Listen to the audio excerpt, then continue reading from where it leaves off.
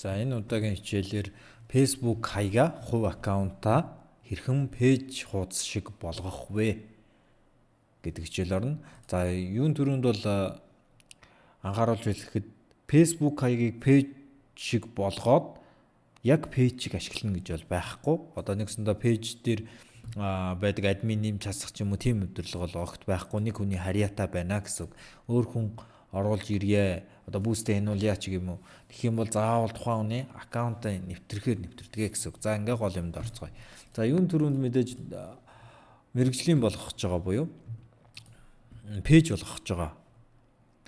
Хувийн аккаунтыг пэйж болгох гэж байгаа хаяг руугаа очоод баруун талын 3 товч дээр дарна. Мэдээж бол тухайн аккаунт локгүй байх хэвээр. Хэрвээ локд бол unlock profile гээд unlock дарчихна гэсэн. За unlock болсны дараа 3 товч дээр дарангууд нээлттэй аккаунтууд бол шууд turn on professional mode гэдэг юм дарчихна. Ингэснээр одоо дуртай он дагаж болно. Мөн Facebook-оор дамжуулж мөнгө олж болно хандлтаасаа хамааруулаад. За контентуудын үзүүлэлтүүдийг харж болно, хэрэг хүн үзэж байгаа тийм ээ. Тэдгэрүүдийг наривчлалтаа харж болно гэсэн. За ингээд turn on дарна. За next энд ерөнхийдөө ингээд аудиенсаа ингээ хараарай. За мөн танаа үндсэн аккаунтыг одоо энэ аккаунтыг найзууд харж болох уу? Эсвэл яг танаа өөрөө чинь тааруулснаар тааруулж болох уу? Эсвэл бүх хүн харж болох уу гэдгийг сонгоно. За энэ удаад яг хоо энэ фрэнд энэ хоёр нь тодорхой учраас энэ дээр кастомаар нь тааруулчих. За тэнгууд одоо дуртай он харж болно, сториг нь хэн харж болох уу гэдэг нэг бүрчлэн тааруулна гэсэн. Одоо сториг бол бүх хүн харна, эсвэл зөвхөн найзууд, эсвэл найзуудын найзууд ч юм уу те. Тэгэхээр за энэ удаад за найзууд болгох чи дөө. За ингээд save дарчин.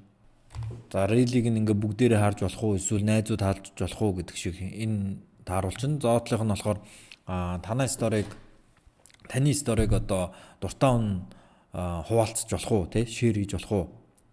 Энэ нь бол мэдээж өөрсдийн дураар мөн